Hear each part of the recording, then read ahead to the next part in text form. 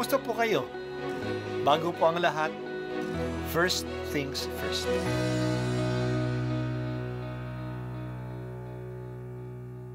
Good morning po.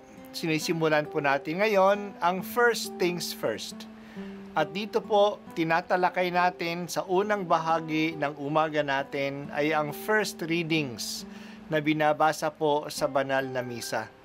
Ito pong tinatalakay natin kasi madalas po kasi marami na tayong alam tungkol sa gospel readings. Pero konti po ang nagsasalita sa first readings. Pero ang first readings, bahagi din po yan ng Biblia, ng banal na kasulatan.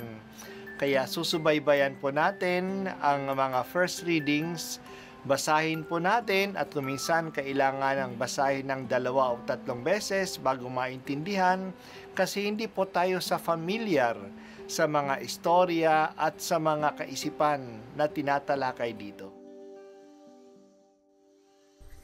Unang pagbasa. Ang pagbasa mula sa aklat ni Propeta Isaias.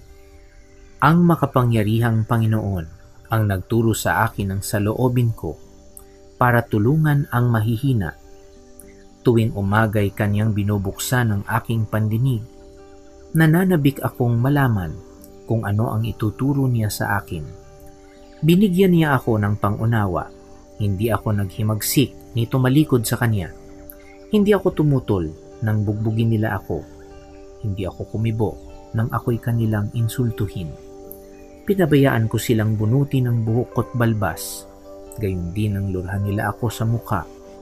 Ang pagdustang ginawa nila'y di ko pinapansin, pagkat ang makapangyarihang Panginoon ang tumutulong sa akin. Handa akong magtiis at sampaling parang bato, pagkat aking batid na ang sarili ko'y di mapapahiya. Ang salita ng Diyos. Salamat sa Diyos. Sa linggong ito, sinisimulan natin ang Semana Santa. Kilala ito na linggo ng palaspas kasi inaalaala sa atin ang pagpasok ni Jesus na matagumpay sa Jerusalem.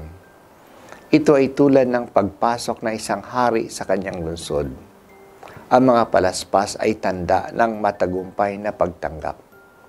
Tinatawag din itong linggo ng pagpapakasakit. Kasi ngayong linggo, binabasa ang pagpapakasakit ni Jesus sa mga huling sandali ng kanyang buhay sa Jerusalem. Binibigyan tayo ng preview ng mangyayari kay Jesus sa linggong ito. Ang pagbasa natin na galing sa aklat ni Propeta Isaias ay ang paglalarawan sa lingkod ng Panginoon. Hindi natin alam kung sino ang tinutukoy na lingkod ng Panginoon. Ang propeta ba mismo? O ang isang taong nadarating pa? O ito ba ay ang tumutukoy sa Mesiyas? O kaya sa buong bayan ng Israel? Hindi natin alam. Ang sinasabi sa atin na itong lingkod na ito ay may kabukasan na makinig sa sasabihin sa kanya ng Panginoon. Masusuri niya ang sasabihin sa kanya. Handa rin siyang tanggapin kung ano man ang pasakit na ipapataw sa kanya. Bubugbugin siya at iinsultuhin tulad ng pagbubunot ng kanyang balbas o ang paglulura sa kanya. Tinanggap niya ang mga ito ng walang resistance. Nagagawa niya ito dahil sa malalim ang tiwala niya na hindi siya pababayaan ng Diyos. Sinabi niya, handa akong magtiis na sampaling parang bato pagkat aking batid na ang sarili ko'y di mapapahiya. Kung titingnan natin, ang tekstong ito ay maaaring masasabi natin tungkol kay Jesus. Kaya masasabi natin na ang lingkod ng Panginoon ay si Jesus.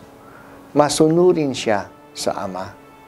Sinabi niya sa mga Hudyo na wala naman siyang sinasabi kundi ang narinig niya sa kanyang Ama. Tuwing umagay siya'y nagdarasal upang pakinggan ang sinasabi sa kanya ng Diyos Ama. Nung siya'y pasakitan, hindi siya tumutol. Pinahirapan siya. hinampas siya at binugbog pero hindi naman siya nag-react. Tinanggap niya ang lahat dahil sa malaki ang tiwala niya na hindi siya pababayaan ng Ama. Ito ang masasaksihan natin ngayong Huwebes ng gabi at Biyernes ng umaga. Tinupad ni Jesus ang awit tungkol sa lingkod ng Panginoon. Habang binubuksan namin ang Semana Santa, buksan mo rin, Panginoon, ang aming diwa sa aming pagninilay sa pagpapakasakit, pagkamatay at muling pagkabuhay ni Jesus. Magpatatag nawa ang pagninilay na ito sa mas malalim na pagkilala at pag-ibig ni Jesus sa amin.